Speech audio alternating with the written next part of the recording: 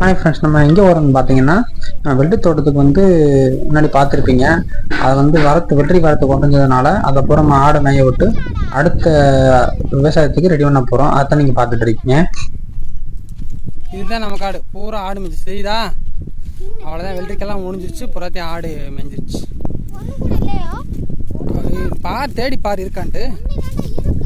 நம்ம காடை பார்த்தில்ல, ஆடை மேய விட்டோம். என்னன்னா அவ்வளோதான் மோஞ்சிருச்சு. இதில் வந்து வெள்ளரிக்காணி அவ்வளோதான் இருக்காது. எதுக்கு இந்த இருக்கு வா, ஒரு காய் இருக்கு வா. ஏதோ இந்த நிறைய காய் இருக்கு, வாங்கம்மா.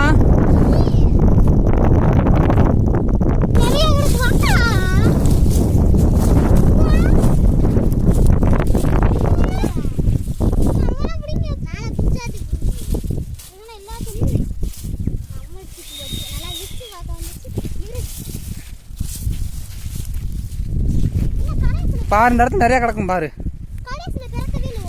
ஆமாம், இல்லை ஆடு வந்து இந்த இடத்துல மேயலை, பக்கத்து காட்டில் போயிடும் சொல்லிட்டு இந்த இடத்துல ஆடு மேய விடல. அதனால இப்படி இருந்து நம்ம வெள்ளி தோட்டம் கரெக்டாக வந்து ஒரு 45 நாள் வந்து காய்ச்சிச்சு. அதோட லைஃப் டைம் அவ்வளோதான் முடிஞ்சதுனால புறமே வந்து அதை ஈல்டு குறைஞ்சதுனால நம்ம என்ன பண்ணோம்னா ஆடை விட்டு மேய்ச்சிட்டோம். உள்ளே போட்டிருக்க மாட்டு சாணத்தை அப்படி ஃபுல்லாக பரப்பி விட்டு நெக்ஸ்ட் டைம் வந்து வெற்றி போடுறதுக்காக நீ ரெடி பண்ண போகிறோம். இப்போ இருந்த தோட்டம் வந்து இந்த மாதிரி மாறிடுச்சு. இந்த ஆட்டைன்றதுனால புறமே ஆடையெல்லாம் மேய்ஞ்சி பொடியெல்லாம் மேய்ஞ்சிச்சு. இன்னைக்கு தான் விட்டுருக்கோம் ஆடை. இன்னும் 2 நாள் வந்து ஆடு மேய்ஞ்சிச்சுன்னா ஃபுல்லாகவே வந்து காட்டில் எந்த ஒரு வெற்றி கொடியுமே இருக்காது. கம்ப்ளீட்டாக ஆடு மேய்ஞ்சிரும், காடு சுத்தமாயிரும்.